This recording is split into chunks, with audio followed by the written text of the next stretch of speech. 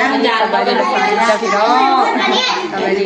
นี่ก็วันเกิดน้องวิวต้าเจ้าพี่น้องห้ากันสิได้จับโทรศัพท์น้องลูกปีหนึ่งเด้คนน้อยลูกปีหนึ่งเด็กสบายดีเหรอใครเค้กสาวงามพี่น้องใช่คือเห็นพอตัวละพอก็เห็นตัวเอาร้องเพลงเอาใหม่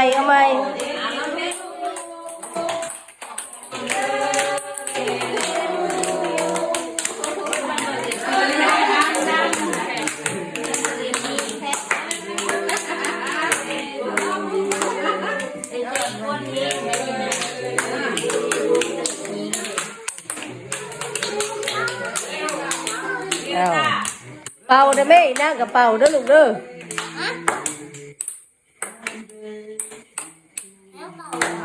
ให้เป่าน้ำร้านเป่าวิต้าเป่า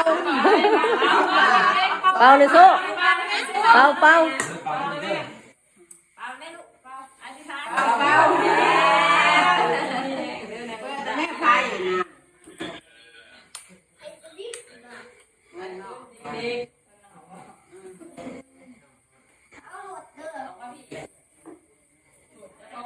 งานน้อยแต่ก็อบอุ่นน้องอยู่ครบเนาะไปเท่าน้อยเท่าใหญ่มาเบิดเท่าแตกคนเท่าแตก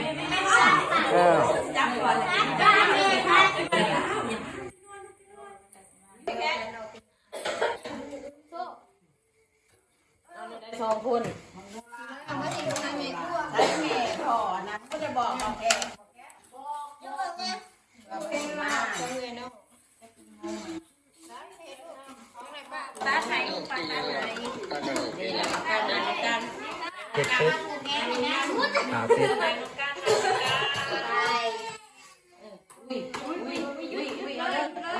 เปิดพัดลมเ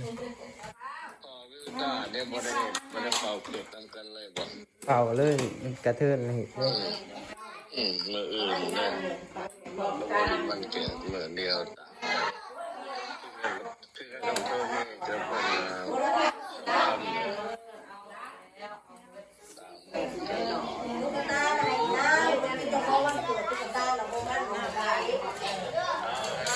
กินข้าวเด้อแท็กโดย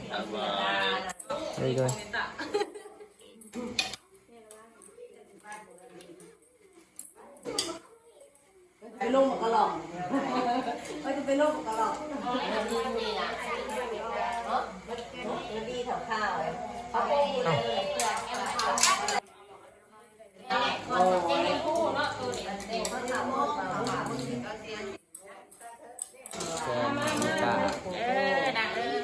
ได้ใบม่วงเริ่มเลยค่ะที่เขาเป็นไงเลยครับแจ๊คเขาให้เงี้ยด้วยเขาไป500ให้มันมาหาเซลล์เด้อขอบใจเจ้าคิงคนงามแต่พวกคิงไม่คิงแบบจะเป็นช้างเป็นผู้บ่าว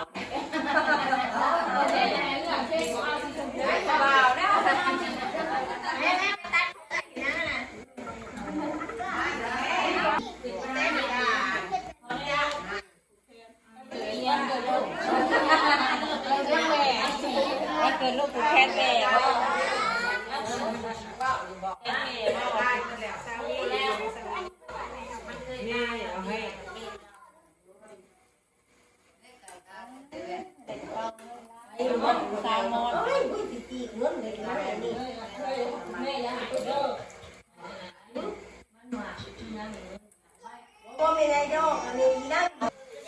ขาวนะพี่น้อง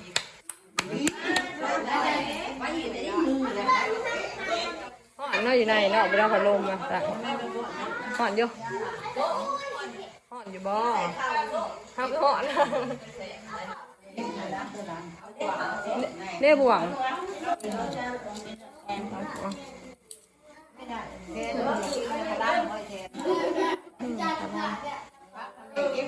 พี่น้องนี่จานพักดูสิพอกันอยู่บ่จาน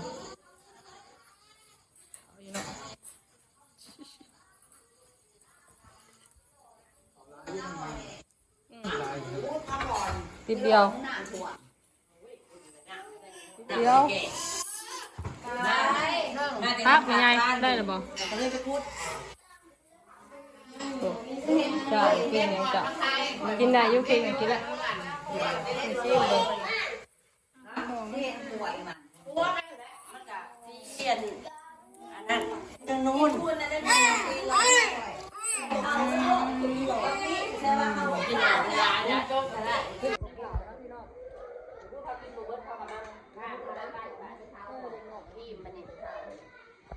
เดี๋ยวเนาะพี่น้องเนาะกินข้าวสามัคคีกินข้าวสามัคคีอันหนึ่งในวันเกิดอันเอาใส่ถุงยางถั่วอย่าเอาไปลืมถั่วเขา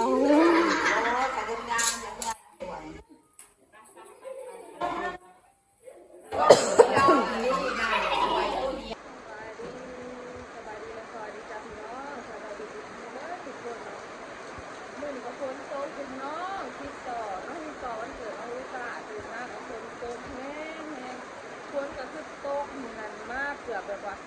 ถูกมือแล้วก็หลอกตอนเช้าคือตัวถูกมือเลยทางถนนคนทางจนไปจนเหมือนได้เนาะเดี๋ยวสักแค่ที่ถ่ายบรรยากาศงามเช้ามือคนตรงที่เราซี่เบอร์นำกันนะพี่น้องพอเขาตื่นมาเช้ามีการถึงมาเตรียมหนึ่งข่าวเห็ดกินไห่นอกวิต้าแล้วก็ซาวแคร์เองนะพี่น้องคนก็ตกเบิร์ดเหมือนเบิร์ดเบนตาเสือผากันจนบ่ได้นะพี่น้องท่านบดตุกแห้งกับตุกลิ้นเนาะตุกเกิดถึงมือเลยถ้าแล้วหน้าแล้วแรงตุกอุ้ยมีน้ำผลมาเห็ดหัวน้องพี่น้องตื่นมาไปซื้อมาถ่ายทางบรรยากาศทางนอกมีน้ำมาเห็ดหัวเลยเนี่ยเอ้าที่นี่ใหม่ยังมาถึงนี่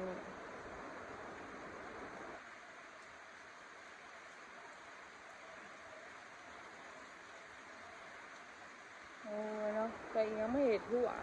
เห็ดข้อไก่เฮ้าเพิ่นโตขึ้นหน่อยมันก็ไอ้ไซส์ก็เจนบ่ได้หรอกเมื่อแน่นต้องคือข่อยมันเจอจริงลิ้นแห้งเปียกได้เลย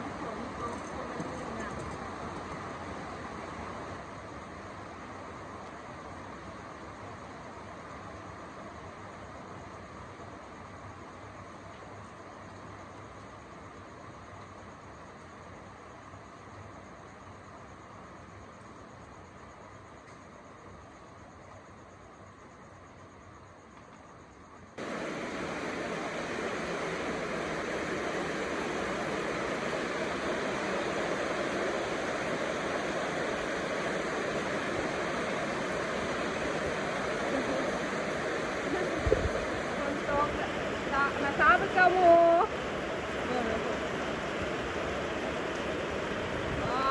ตกลมทั้งคนจ้าพี่น้อง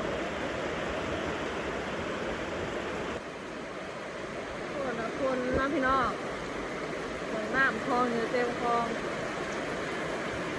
สูบจนสิฮัก